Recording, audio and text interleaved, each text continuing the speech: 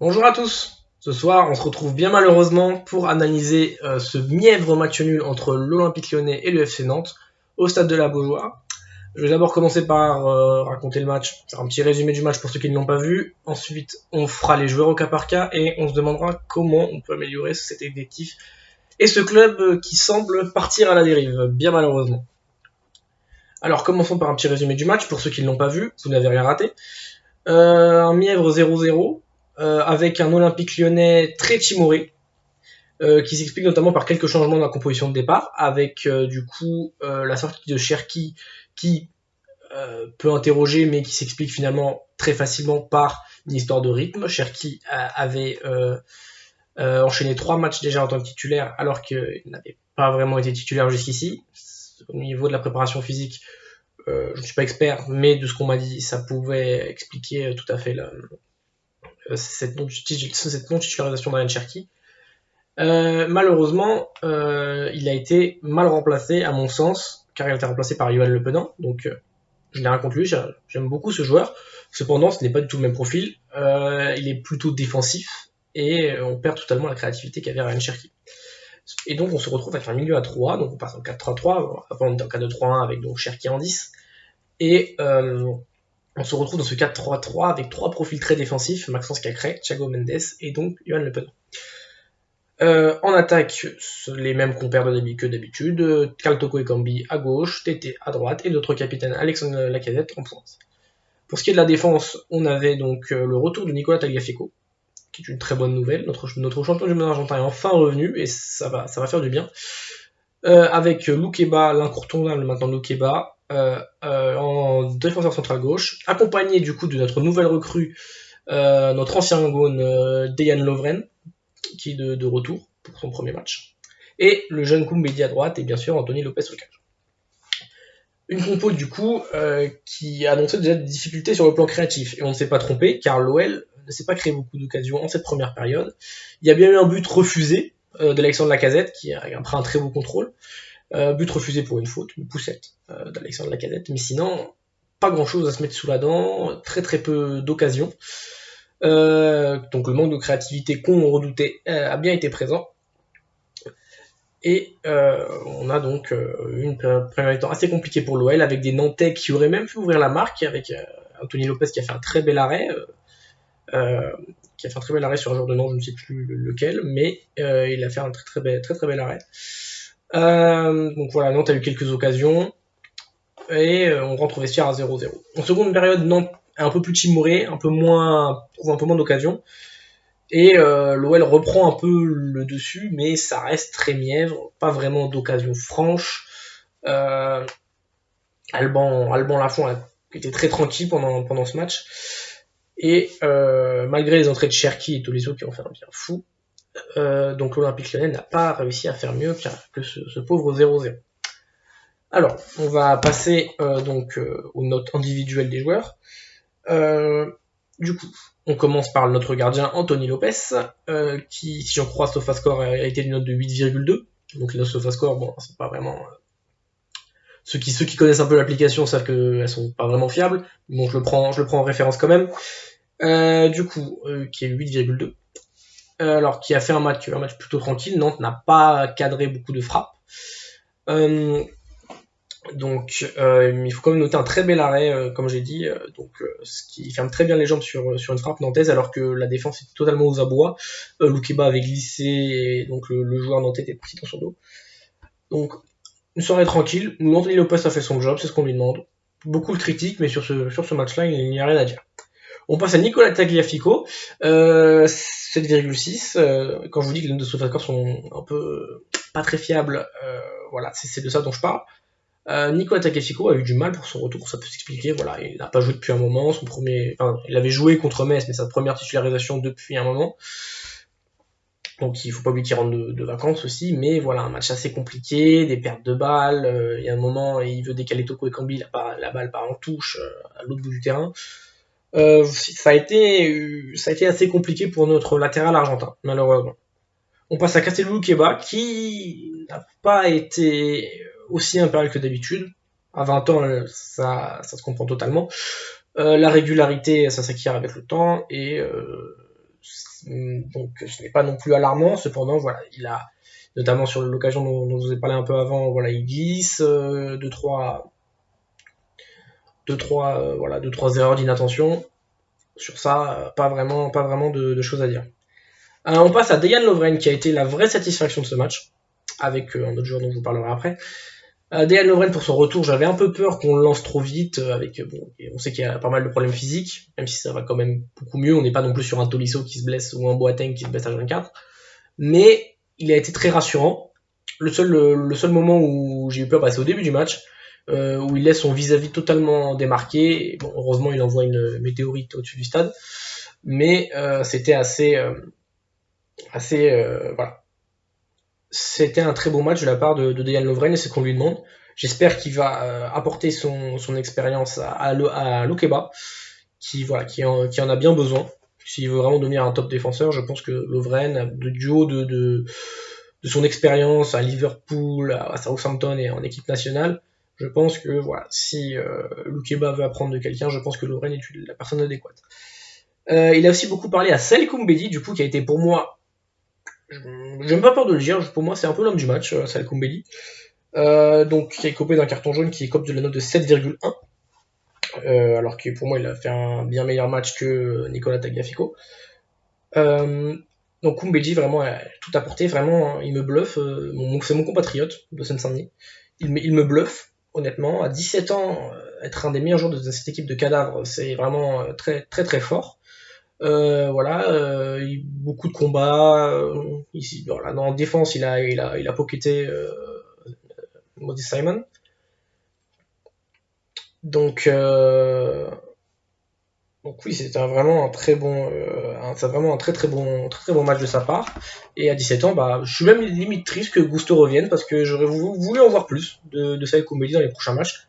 Après peut-être que voilà, la concurrence faisant effet, peut-être que ce sera Koumbedi titulaire maintenant. Ça c'est un peu probable parce que Gusto aussi fait des très bons matchs, mais c'est rassurant de savoir que le poste de latéral droit est bien doublé avec deux joueurs très jeunes certes, mais qui donnent satisfaction. Et voilà, peut-être qu'on voyait Gusto qui avait un peu une baisse de régime, savoir qu'il y a quelqu'un derrière lui qui est capable de faire ce genre de match, ça va peut-être le réveiller un peu. Donc voilà, merci à Bruno Chéroux, parce que faut dire qu'on sait bien aussi, il fait pas mal de conneries, mais il faut reconnaître 1 million d'euros pour ce mec-là. Franchement, chapeau. On passe à Johan Le Penant, qui a connu une soirée très difficile, comme la plupart du milieu de terrain. Et voilà, pas mal de ballons perdus, de déchets techniques, de la part de l'ancien Canet.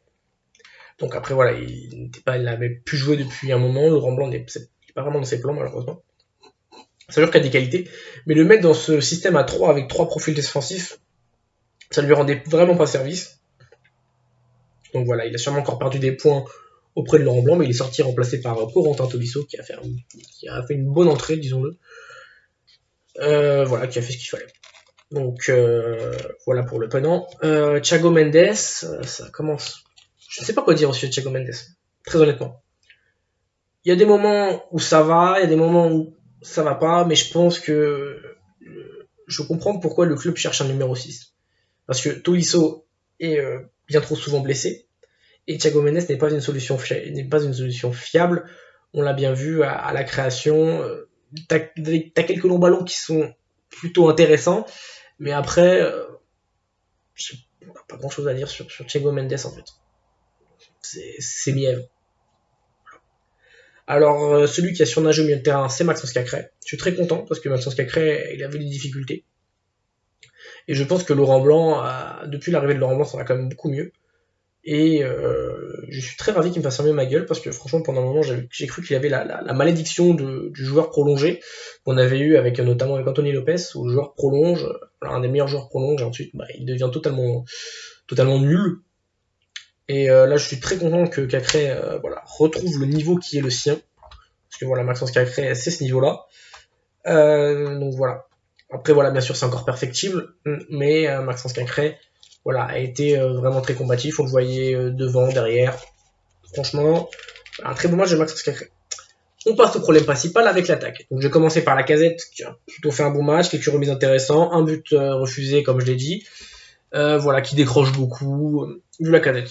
Notre capitaine, pas parfait, Mais personnellement, il a fait un match que j'ai apprécié. On passe aux deux tocards sur les côtés.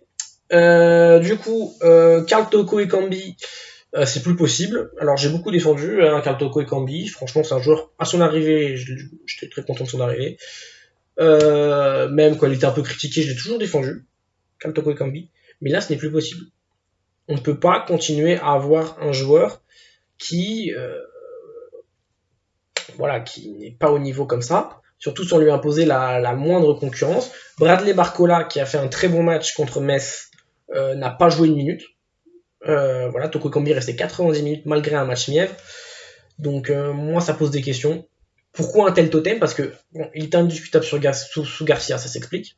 C'est Garcia qui l'avait ramené. Indiscutable sous Peter Bosch, ça s'explique quand même moins. Il était même vice-capitaine, ou troisième capitaine sous Peter Bosch. Et là, il est encore un titulaire indiscutable, alors que Barcola commence à pointer le bout de son nez. Moi, j'aimerais bien qu'on m'explique. Franchement, j'ai rien contre le joueur en lui-même. J'aimerais bien qu'on m'explique. Parce que je pense que c'est un problème qui touche à peu près tout l'effectif. En tout cas ceux qui sont là depuis un moment, c'est qu'ils sont dans un confort. On ne leur met pas de concurrence. C'est pas forcément des mauvais joueurs, Karl Toko et Kambi, à l'OL, dans un monde normal, avec de la concurrence, pourquoi pas. Mais là, il est dans un fauteuil depuis un an, voire plus. Il est là depuis 2020, donc ça fait 3 ans qu'il est là. Quand même, Karl Toko et Kambi. Il y a eu des périodes de bons et de moins bons. C'est pas... Moi, je suis pas un hater de Toko et Kambi. Moi, Toko et Kambi, j'ai aucun problème avec lui.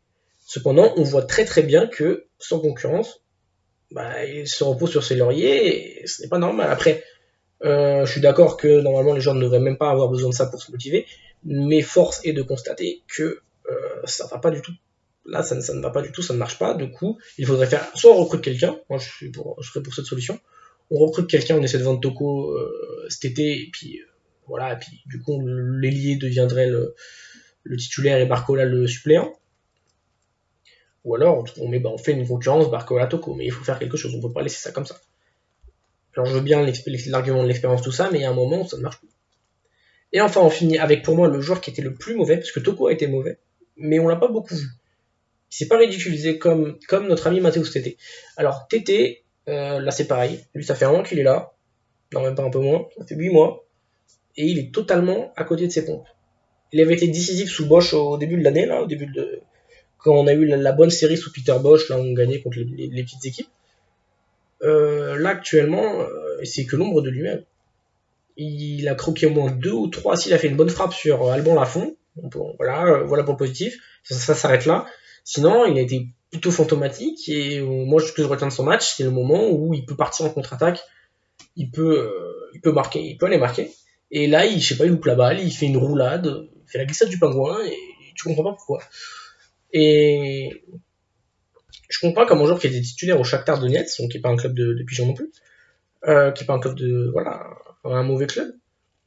Un mec qui était quand même virevoltant, qui était, quand il est arrivé, j'étais vraiment très content. Comment il a pu devenir l'ombre de lui-même comme ça? Ça s'explique sûrement par le manque de concurrence que j'évoquais pour Toko et Kambi. Je pense que c'est ça un peu le mal du club actuellement. Mais franchement, c'est effrayant. C'est effrayant. Et c'est pas le seul moment, il y a plusieurs moments où il a été un peu à côté de ses pompes. Et voilà. Mathéus Tété, ça m'étonnerait qu'on le garde. Si on le garde après cette saison mièvre, je comprends. Ce serait vraiment un peu ubuesque pour employer ce terme. Donc voilà. Je ne sais pas quoi dire de Tété parce que c'est vraiment dommage. Hein. C'est vraiment dommage qu'un joueur qui avait un bon potentiel finisse comme ça. Après, peut-être qu'il va se reprendre, et j'espère pour le club. J'espère pour nous supporters. Mais c'est quand même assez dommage. Voilà donc pour la revue des joueurs. Donc maintenant, qu'est-ce qu'on fait? Que là, on est à 9 points de l'Europe, on est à 14 points du podium. De toute façon, le podium, il faut arrêter d'y penser, c'est mort. L'Europe, la 5ème place, pourquoi pas, mais ça me semble très compromis quand même. On a des clubs devant nous comme Lille, maintenant on a Clermont qui a égalité. Clermont, Lille, bon Clermont, ça marchera peut-être pas. Je vois pas quand même finir derrière Clermont, je trouve que ça serait quand même ennuyeux. Lille, qui est un peu donc il y a une bisbille un peu entre Fonseca et les supporters. Je sais pas où ça va nous mener, mais donc on verra bien. Il y a Lorient qui continue à se maintenir un peu au niveau du début de la saison. même s'il y a eu un petit coup de moins bien là pendant 6 matchs là. Qui a donc Lorient qui, à l'heure où je vous parle, a battu l'AS Monaco. Monaco qui est un peu en dents de scie, qui a un peu les mêmes problèmes que l'OL, j'ai l'impression. Mais qui, comme il arrive à gagner de temps en temps avec un exploit individuel, ça passe un peu mieux. Donc, ça nous semble, même l'Europe semble très compliquée à atteindre, 9 points, mais on a 20 milliards d'équipes devant nous. Donc, qu'est-ce qu'on fait? Parce qu'il faut améliorer l'effectif. Il y a des joueurs qui n'ont plus le niveau, qui sont en fin de cycle. Il y a des joueurs comme Aouar, par exemple, qui doivent partir. Bon, Aouar est blessé, donc bon, c'est pas non plus le problème principal en ce moment. Mais voilà, il y a une mentalité à recycler. Donc déjà, il y a des choses que j'ai bien aimées. Déjà, le fait que, comme j'ai dit, le Penant a débuté, ce qui est un non-sens tactique. Cependant, et ça a du sens quand on sait que Fèvre et Reine Adélaïde sont sur le départ, que le club veut leur départ et que eux ne veulent pas leur départ. Ils ne veulent pas partir, pardon. Excusez-moi, je parle pas français là, il est 23h et quelques. Donc, le fait de le mettre sur le banc, alors que Cherki, voilà, le but c'était de remplacer Cherki et on ne met pas deux joueurs qui ont le même profil de milieu offensif. Donc pour moi, quelque part, ça c'est quelque chose que j'ai apprécié. Après, Reine Adélaïde est rentré en cours de match. Pour moi, tu fais rentrer Reine Adélaïde et pas Barcola, c'est une faute pro. Donc ça j'ai bien aimé. Donc il faut renforcer l'effectif. Qu'est-ce qu'on voit comme manque? J'ai dit que Manès c'était pas terrible. Un numéro 6, apparemment c'est dans les tuyaux. On verra bien qui c'est. On a parlé de Pathé 6, d'Ouribé. On a un nom qui est un peu revenu. On a parlé de plein de joueurs. Alors, pourquoi pas? Moi, je pense que voilà, sachant que Mendes est pour moi en fin de cycle, pour moi Mendes, je ne sais même pas pourquoi on l'a prolongé. On l'a sûrement prolongé parce que Bosch voulait en faire son défenseur central, ce qui a été la connerie du siècle. Hein. Il n'a pas forcément été mauvais, mais quand tu coûtes un but par match, c'est pas possible. Donc Mendes, qu'est-ce qu'on en fait? Là, voilà, pour moi, il faut qu'il parte. On peut recruter quelqu'un à sa place, pourquoi pas, même si pour moi, tu as le Penant qui peut faire l'affaire, même si c'est pas vraiment totalement un 6, mais il a plutôt un profil défensif. Et surtout, pour moi, c'est devant qu'il faut recruter. C'est absolument devant. C'est pas possible de continuer comme ça. On a un problème.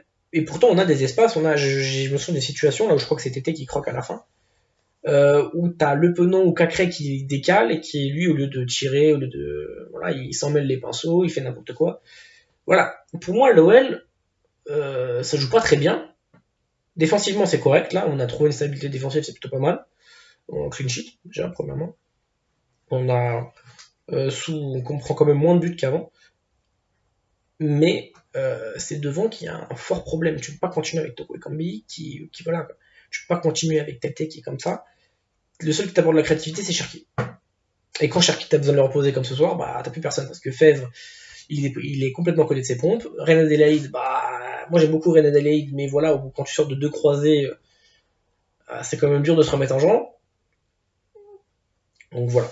Je sais. Donc pour moi, il faut recruter à ce poste-là. Je suis pas recruteur, donc je sais pas qui recruter, même exactement quel profil. Moi, je recruterais un ailier, mais peut-être que certains diront qu'il faut plutôt un profil un peu polyvalent, bah, un peu comme Paqueta. On avait Paqueta, mais bon, il est parti, il est parti. Voilà. Donc, à mon sens, moi, il y avait certaines situations où je voyais que bah, il y avait possibilités. C'est pas, il y avait des espaces dans la défense nantaise à certains moments et on ne les a pas exploités comme il fallait. Franchement, oui, je me dis, j'ai cette occasion en tête là avec, je crois que il me semble que c'est Cacré qui décale à droite. Normalement, si t'es pas trop, t'es pas trop con, ça finit au fond. Et il y a plusieurs trucs comme ça qui sont, plusieurs situations qui sont vraiment dommageables. Pour moi, avec un ou deux joueurs en plus un ou deux joueurs un peu plus voilà créatifs offensivement, ce match je le gagne tranquillement.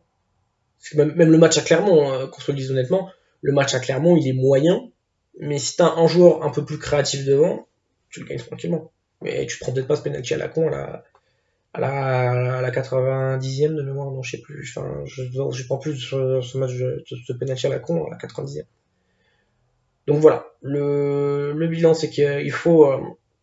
Il y a deux leçons à tirer, c'est qu'il nous faut un joueur offensif, créatif. Donc pareil, je ne sais pas, ou alors faire monter Barcola ou Elarouche, donner la chance aux jeunes si on ne peut pas recruter. Je suis conscient de la situation du club, on ne peut pas dépenser comme Marseille ou Rennes le font. Cependant, voilà, il faut changer. Tu ne peux pas continuer avec Toko Ekambi et Tété. qui ne sont concurrence, voilà, qui peuvent enchaîner les matchs de merde sans être inquiétés. Donc voilà, c'est le premier renseignement, c'est ça. Donc, avoir un joueur plus créatif. Et surtout qu'il faut arrêter de fonctionner au statut. Ça va ensemble. Voilà. Tu peux pas continuer à mettre Toko Ekambi 90 minutes parce que c'est Toko Ekambi. Tu peux pas continuer. Tu peux pas continuer à mettre Barcola parce que voilà, c'est un jeune, il joue pas, ça n'a aucun sens. On a vu le meilleur joueur aujourd'hui, c'est un gamin de 17 ans, il est même pas majeur. Donc faut arrêter. Et aussi, voilà, d'ailleurs on parle aussi d'un arrière droit, pourquoi recruter un arrière droit? Alors, à moins que tu comptes en Gusto cet été, ce qui est fort probable vu le nombre de prétendants qu'il a. Moi, je suis pas contre une vente de Gusto, honnêtement. Si voilà, de toute façon, on sait très bien on est quasiment sûr à 90% qu'on sera pas européen, qu'il va falloir vendre. Donc Gusto, je préfère vendre Gusto que Loukeba, ça c'est clair. Donc puis voilà, à moins que voilà, tu recrutes un latéral droit parce que tu sais que Gusto va partir, ok. Mais si c'est pour barrer Koumbedi qui te fait des super matchs et Gusto voilà qui est un putain du centre de formation, je comprends pas trop. Donc voilà, moi Laurent Blanc, j'ai encore un peu confiance en lui. La confiance a quand même bien été entamée depuis le premier match là, à Rennes. Rennes, Montpellier, Lille, c'était assez intéressant malgré des trucs un peu. Malgré voilà, et bien sûr il vient d'arriver donc là il avait pas mal d'excuses. Là après un mois de prépa, ça fait combien de temps qu'il a? Ça fait 2 ou 3 mois. Donc un mois voilà, pendant la Coupe du Monde il a pu travailler plein de choses. Il manquait que 2 joueurs, il manquait Toko Ekambi et Tagliafico. Et encore Toko Ekambi il est revenu assez vite. Donc voilà. Moi pour l'instant je suis un peu circonspect. Moi, je descends pas du train pour l'instant, mais il va falloir arrêter les statuts, arrêter ce genre de décisions qui sont complètement compréhensibles. Voilà. Voilà pour cette petite analyse donc de Nantes-OL. Je sais pas si j'en ferai, là je l'ai fait voilà parce que j'avais envie de le faire. Donc je vous remercie de m'avoir écouté. À très vite. Et puis allez l'OL.